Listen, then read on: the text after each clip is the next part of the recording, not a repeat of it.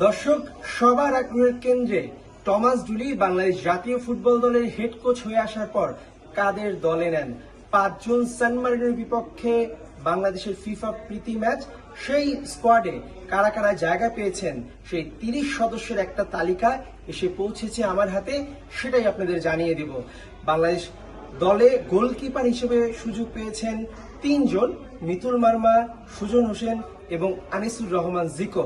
দীর্ঘদিন পর কিন্তু আনিসুর রহমান জিকো এইবারই বাংলাদেশের জার্সিতে বিদেশে যাওয়ার সুযোগ পাচ্ছেন। এর আগে তিনি কয়েকবার ভিসা করিয়েছিলেন কিন্তু যাওয়া হয়নি।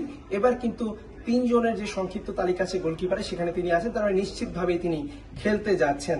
তারপরে আছেন তারিক কাজী, তপু বর্মন, শাকিল আহাদ তপু, বিশ্বনাথ ঘোষ, সাদ উদ্দিন, জায়ান আহমেদ, তাজ উদ্দিন, রহমত মিয়া, আবদুল্লাহ ওমর, শাকিল হোসেন, ইসা ফয়সাল, জামাল ভুইয়া, সোহেল রানা সিনিয়র, সোহেল রানা জুনিয়র, মোহাম্মদ হৃদয়, হামজা দেওয়ান চৌধুরী, শামিদ সোম, শেখ মোরসালিন, সৈয়দ কাজেম শাহ কিরমানি, ফাহমিদুল ইসলাম, শাহরিয়ার ইমল, ফয়সাল আহমেদ ফাহিম, মোহাম্মদ ইব্রাহিম, মিরাজুল ইসলাম, মঞ্জুরুর রহমান, মিনহাজুল করিম স্বাধীন, যিনি প্রথমবারের মতো জাতীয় দলে ডাক পেয়েছেন, এবং রফিকুল ইসলাম।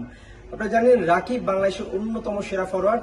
তার স্ত্রী সন্তান সম্ভব থাকায় তিনি কিন্তু আসলে এইবার নিজেই নাম প্রত্যাহার করে নিয়েছেন। অর্থাৎ 30 জনের স্কোয়াডে আমরা দেখতে পাচ্ছি 10 জন বসুন্ধরা কিংসের, এবং তারপর মোহামেডানের আছে 3 জন এবং আবাহনীর 6 ফুটবলার। কাল ক্যাম্পে রিপোর্টিং করবেন ফুটবলাররা। তারপর পরশুদিন অর্থাৎ মঙ্গলবার থেকে কিন্তু আসলে প্রথম অনুশীলন কিংস এরিনায় শুরু করবেন টমাস জুলি। সেটাই হবে টমাস জুলির বাংলাদেশ জাতীয় দলের হয়ে প্রথম অনুশীলন করানো। এবং কিংসের ফুটবলাররা, যে 10 ফুটবলারের নাম আছে, তারা কিন্তু আগামীকাল অর্থাৎ সোমবার কিন্তু আপনি জানেন ক্যাম্পে যোগদান করছে না। তারা একদিন আরো বেশি ছুটি চেয়েছেন। তারা মঙ্গলবার ক্যাম্পে জয়েন করে সেদিনই কিন্তু অনুশীলন করবেন। তো এই ছিল আমার কাছে বাংলাদেশ জাতীয় ফুটবল দলের স্কোয়াড কেমন হয়েছে সেটা কমেন্টে জানিয়ে দিবেন। মেহেদী নাইম, যমুনা স্পোর্টস, ঢাকা।